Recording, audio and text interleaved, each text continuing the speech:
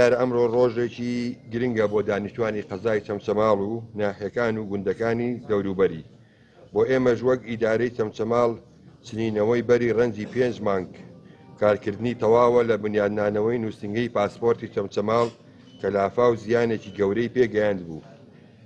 جێی خۆشحاڵیە کە ئەمڕۆ جارێکی تر هاوڵاتیانی چەمچەماڵ لە شارەکەی خۆیان دەتوانن ببن بە خاوەنی پاسپۆرت و ڕێگای دووری سلێمانی و تێچووی هاتوچۆیان بۆ دەگەڕێتەوە. ئەمەش خزمەتێکی باشە بۆ دانیشتوانی سنوورەکەمان کە زۆربەی کەسوکاری شەهید و ئەنفالن.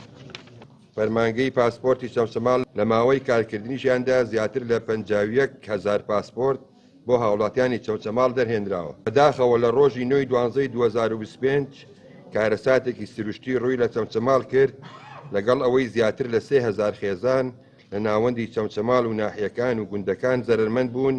ژمارەیەک فەرمانگەش زیانی بەرکەوت لە ناویاندا ڕۆشنبیری چەمچەماڵ، نووسنگەی پاسپۆرت، قایمقامێتی چەمچەماڵ و بەشی پۆلیس و کتێبخانەی چەمچەماڵ. نووسنگەی پاسپۆرتی چەمچەماڵ وەکو جانبی قایمقام فەرمووی زیاد لە 51,000 معاملەی جێبەجێ کردووە.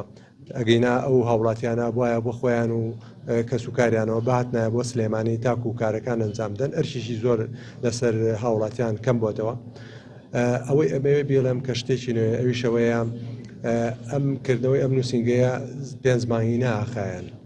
پێویست بوو لە ماوەیەکی زۆر زووترا بکرایەوە، بەڵام بەڕاستی بیرۆکەیەکە بوو لەلایەن حکوومەتی عێراقیەوە کەوا ئەم نووسنگەیە داخرێ و لەبەرەوەی 15 شوێنی کە لە عێراق و لە سەفارەتەکان لە دەروی وڵات داوایان کردبوو کەوا نووسنگەی نوێ بکرێتەوە لە دەروی وڵاتی لێرەش لە عێراقیش و هەڵدرا کە بکرێتەوە. یەکێ لەو شوێنانە لە سڵێغ بوو.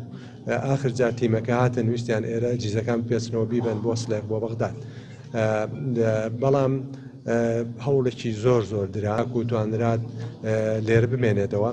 ئەوش لە پێناو خزمەتکردنی کەسوکاری ئەنفال کراوان و شەهیدان لەبەرەوەی ئەم دەڤەرە زۆر لێ قەومایی توش بووە، ناڕەحەتی زۆر توش بووە.